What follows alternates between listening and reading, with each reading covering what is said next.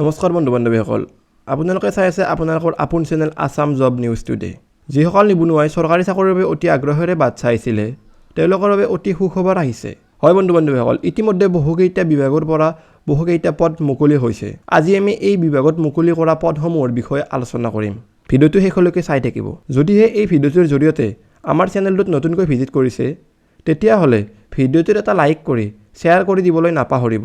আৰু যদি আমাৰ অফিচিয়েল হোৱাটছআপ গ্ৰুপটোত জইন হোৱা নাই তেতিয়াহ'লে তাতো জইন হ'ব।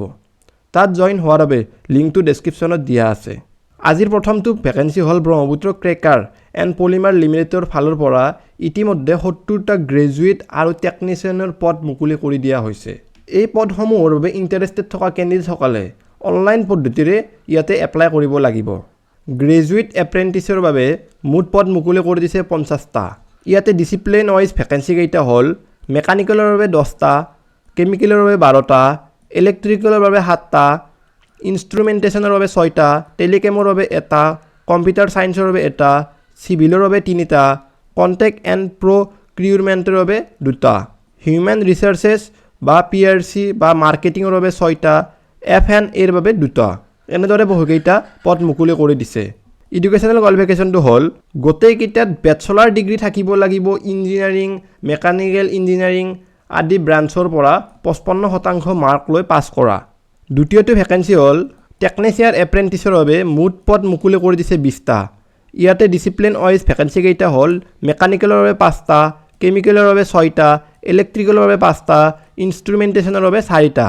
এই পদকেইটাৰ বাবে এডুকেশ্যনেল কোৱালিফিকেশ্যনটো হ'ল ডিপ্ল'মা থাকিব লাগিব ইঞ্জিনিয়াৰিং পাছ কৰা 55% মাৰ্ক লৈ। এই পদকেইটাত এপ্লাই কৰিবলৈ হ'লে কেণ্ডিডেটজন 18 বছৰৰ পৰা 28 বছৰৰ ভিতৰত হ'ব লাগিব। এই পদকেইটাত অনলাইন এপ্লাই 4 জানুৱাৰীৰ পৰা 25 জানুৱাৰীলৈকে চলি থাকিব। আপোনালোকে যদি এই পদকেইটাৰ বাবে এলিজিবল হয় তেতিয়াহ'লে ইয়াতে এপ্লাই কৰিব পাৰে। আজিৰ দ্বিতীয়টো ভেকেঞ্চি হ'ল এয়াৰপৰ্টছ অথৰিটি অফ ইণ্ডিয়াৰ ফালৰ পৰা ইতিমধ্যে 64টা ছিনিয়ৰ এছিষ্টেণ্ট আৰু জুনিয়ৰ এছিষ্টেণ্টৰ পদ মুকলি কৰি দিয়া হৈছে। এই পদকেইটা নৰ্থ ইষ্ট ইষ্টাৰ্ণ ৰিজিয়নৰ ফালৰ পৰা মুকলি কৰি দিয়া হৈছে। ইয়াতে এপ্লাই অনলাইন পদ্ধতিৰে কৰিব লাগিব। ছিনিয়ৰ এছিষ্টেণ্ট ইলেক্ট্ৰনিক্সৰ বাবে মুঠ পদ মুকলি কৰি দিছে 14টা। ইয়াতে পে স্কিল থাকিব 37,000ৰ পৰা 1,10,000 টকালৈকে। আৰু এডুকেশ্যনেল কোৱালিফিকেশ্যন হ'ল ডিপ্ল'মা ইন ইলেক্ট্ৰনিক্স বা টেলিকমিউনিকেশ্যন বা ৰেডিঅ' ইঞ্জিনিয়াৰিঙত থাকিব লাগিব। এনেদৰে বহুকেইটা পদ মুকলি কৰি দিছে এয়াৰপৰ্টছ অথৰিটিৰ ফালৰ পৰা। এই পদকেইটাৰ বাবে সম্পূৰ্ণ ডিটেইলছ ডেছক্ৰিপশ্যনত থকা লিংকটোত গৈ চাব পাৰে। এয়াৰপৰ্টছ অথৰিটিৰ ফালৰ পৰা মুকলি কৰি দিয়া এই পদকেইটাত অনলাইন এপ্লাই 10 জানুৱাৰী 2024ৰ পৰা 10 ফেব্ৰুৱাৰী 2024লৈকে চলি থাকিব। যদিহে আপোনালোকে এলিজিবল হয় তেতিয়াহ'লে ইয়াতে এপ্লাই কৰিব পাৰে।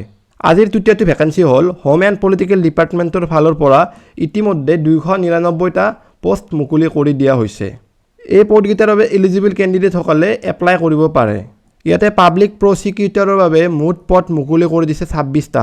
কেটেগৰী ৱাইজ ভেকেঞ্চি কেইটা কোনো ধৰণৰ আপডেট অহা নাই। যদিহে আপডেট আহি যায় তেতিয়াহ'লে এই চেনেলটোতে নিশ্চয় গম পাব। এনেদৰে বহুকেইটা বিভাগত পদ মুকলি কৰি দিছে। এই পদসমূহৰ বিষয়ে আপোনালোকে ডেছক্ৰিপশ্যনত থকা লিংকটোত গৈ চাব পাৰে।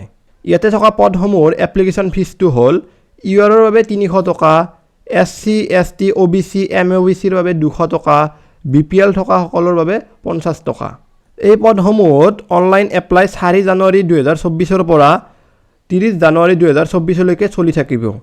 যদিহে আপোনালোকে এলিজিবল হয় তেতিয়াহ'লে ইয়াতে এপ্লাই কৰিব পাৰে। আজিৰ ভিডিঅ'টোত এইখিনিয়ে আছিল। যদি ভিডিঅ'টো ইনফৰমেশ্যনেল লাগিছে তেতিয়াহ'লে ভিডিঅ'টোত এটা লাইক কৰি শ্বেয়াৰ কৰি দিবলৈ নাপাহৰিব। আৰু এনেকুৱা ধৰণৰ জব আপডেট নিতৌ পোৱাৰ বাবে চেনেলটো ছাবস্ক্ৰাইব কৰি থ'ব। ধন্যবাদ।